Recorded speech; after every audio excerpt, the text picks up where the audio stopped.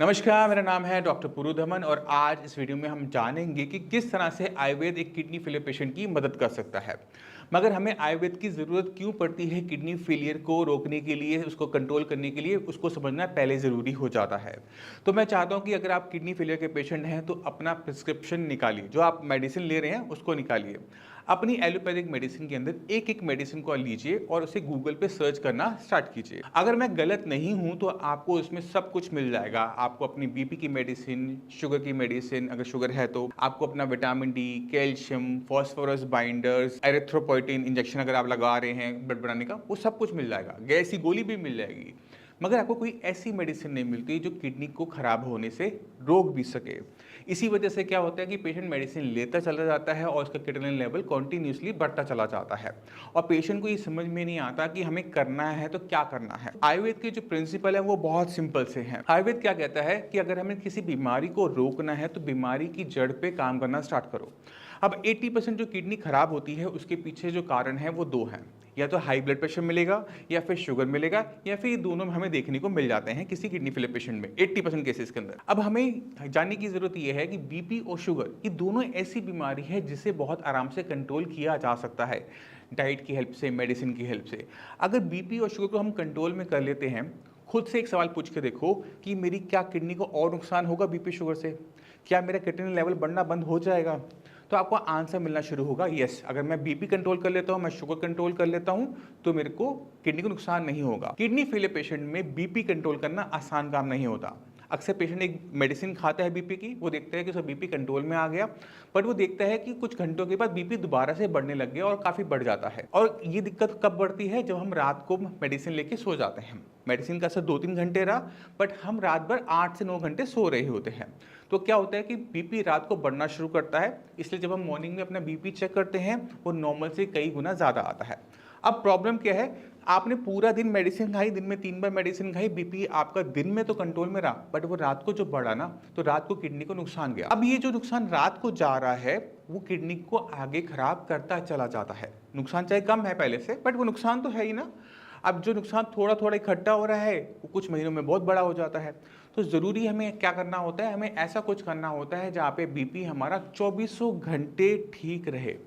अब जितनी भी एलोपैथिक मेडिसिन को मैं जानता हूँ उनकी जो हाफ लाइफ होती है वो 6 घंटे की होती है, 4 घंटे की होती है, बट कोई भी मेडिसिन ऐसी नहीं होती जो उसे 12 घंटे 24 घंटे कंट्रोल में रख सके। उसमें हेल्प करता है आयुर्वेद। आयुर्वेद क्या करेगा? इन्हीं मेडिसिन की जो एफिकेसी है, यानी जो बीपी की मेडिसिन आप ले रहे हो उसकी एफिकेसी को बढ़ाते हुए 24 घंटे आपको बीपी कंट्रोल करने में हेल्प कर जाता है। यानी जब आप हमसे ट्रीटमेंट लेते हो, जब आप श्रेयास में आते हो तो आपका ध्यान रखा जाता है कि बीपी आपका 24 घंटे कंट्रोल में रहे और उसमें आयुर्वेद बहुत अच्छा वर्क करता है।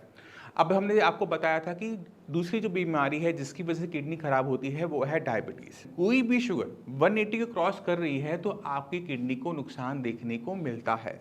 अब ये जो नुकसान, जैसे मैंने बताया बीपी में, अगर थोड़ा थोड़ा नुकसान डेली बेसिस पर भी होगा तो महीने के एंड पे बड़ा हो जाएगा और कुछ महीनों के बाद, सालों के बाद वो और बड़ा हो जाएगा।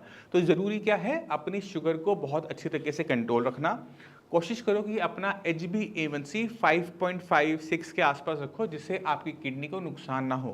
क्योंकि अगर शुगर कुछ मिनटों के लिए, कुछ घंटों के लिए अगर बढ़ भी जाती है कोई दिक्कत नहीं होती, बट अगर वो कॉन्टीन्यूसली बढ़ी रहेगी तो कॉन्टीन्यूसली ही नुकसान किडनी को होता रहता है। तो अब बीपी शुगर की मैनेजमेंट के लिए हमें वहां पर आयुर्वेद रखना पड़ता है कि बीपी आपका 24 घंटे ठीक रहे, शुगर आपका 24 घंटे ठीक रहे। क्योंकि जितने भी पेशेंट मेरे पास आते हैं उनकी बस यही कंप्लेंट होती है कि हम मेडिसिन तो खा रहे हैं मगर मेडिसिन खाने के बाद भी हमारा बीपी और शुगर कंट्रोल में नहीं आ रहा। यहाँ पे क्या है? हम एलोपैथिक मेडिसिन के साथ ही आयुर्वेदिक मेडिसिन को प्लेस करते हैं जिससे हमें बेटर कंट्रोल देखने को मिलता है।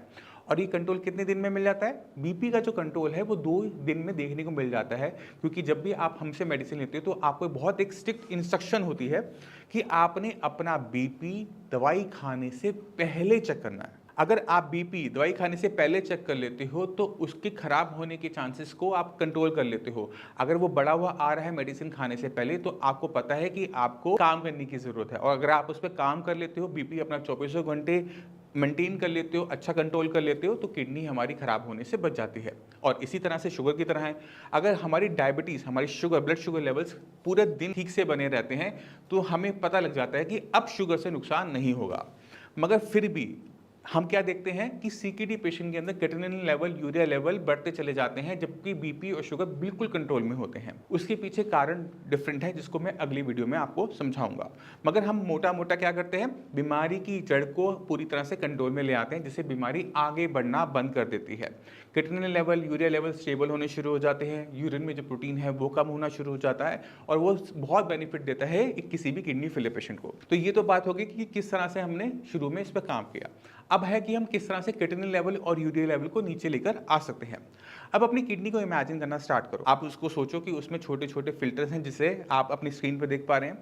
ये ब्लड को फिल्टर आउट कर रहे हैं, ब्लड इनके अंदर एंटर करता है और गंदगी जो होती है इसे सेपरेट आउट होती है। इसको आप इमेजिन करने की कोशिश करो। अब सवाल ये उठता है कि ये तो बात हो गई बीमारी को रोकने से, अब हम किस तरह से क्रेटिनिन लेवल, यूरिया लेवल को डाउन कर सकते हैं आयुर्वेद की हेल्प से। आयुर्वेद की हेल्प हमें जब हम शुरू करते हैं, मेडिसिन जब हम शुरू करते हैं, तो हमें ये देखना पड़ता है कि हम किडनी की फंक्शनिंग को किस तरह से बढ़ा सकते हैं। क्योंकि अगर creatinine level, urea level body में इकट्ठा हो रहा है, वो इसलिए इकट्ठा हो रहा है क्योंकि किडनी कम काम कर रही है। अगर किसी भी तरीके से हम किडनी की फंक्शनिंग को बढ़ा सके, काम करने की क्षमता को बढ़ा दें, तो क्या पहले से ज़्यादा क्रेटिनिन और यूरिया शरीर से बाहर जाएगा? आंसर है यस, वो बाहर जा सकता है, वो बाहर जाता है। तो हमने क्या ध्यान देना होता है कि हमने किडनी की फंक्शनिंग बढ़ानी है। अब सवाल ये उठता है कि क्या किडनी अपनी फंक्शनिंग को बढ़ा सकती है? मैं आपसे एक एग्जांपल देता हूँ, फिर आप मुझे बताना कि वो पॉसिबल है या नहीं है। मान लो कि किसी भी इन्फेक्शन की वजह से, स्टोन की वजह से किसी एक इंसान ने अपनी किडनी निकलवा दी, क्या उसमें क्रेटिनिन लेवल, यूरिया लेवल बढ़ता है? सोचो देखो, नहीं बढ़ता। क्यों नहीं बढ़ता है? क्योंकि किडनी के पास अपने पास नेचुरल क्षमता होती है अपने काम की क्षमता को बढ़ा लेने की। अगर उसे एक माहौल अच्छा मिल रहा है, बीपी नहीं है, शुगर नहीं है, उसे किसी तरह का नुकसान नहीं हो रहा, तो किडनी अपनी क्षमता को बढ़ा लेती है। अब हमने यही किडनी की जो क्षमता है अपने काम को एक्सपेंड कर लेने की, वो हमें हर किडनी फेलियर पेशेंट में इस्तेमाल करनी पड़ती है कि किडनी की जो फंक्शनिंग है वो सुधर जाए। किडनी की फंक्शनिंग सुधरती है, वैसे ही क्रेटिनिन लेवल और यूरिया लेवल डाउन होना शुरू हो जाता है। अब आप कुछ रिपोर्ट्स देखो, तो आपने खुद रिपोर्ट्स को देखा कि बहुत छोटे ड्यूरेशन के अंदर creatinine level, urea level down होने शुरू हो जाते हैं।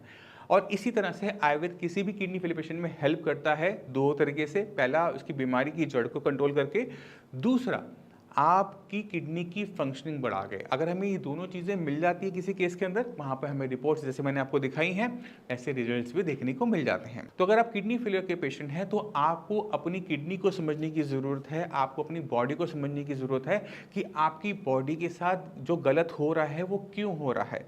अगर आप इसमें से क्यों निकाल लेते हो ना कि क्यों खराब हो रहा है, तो बहुत का 50% ट्रीटमेंट वहीं पर हो जाता है।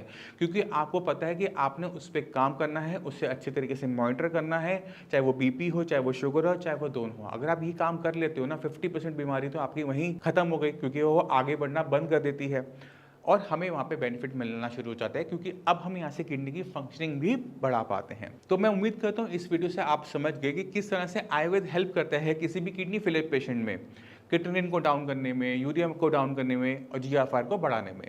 तो आप अपनी मेडिसिन को समझो, अपनी बॉडी को समझो, अपनी किडनी को समझो। अगर ये तीन चीज़ें आपने समझ ली तो आपकी काफ़ी हद तक प्रॉब्लम सॉल्व हो जाती है। अब मैं इसी के साथ आप सभी से चलने की आगे चाहूँगा। मिलते हैं अगली वीडियो में, तब तक के लिए नमस्कार।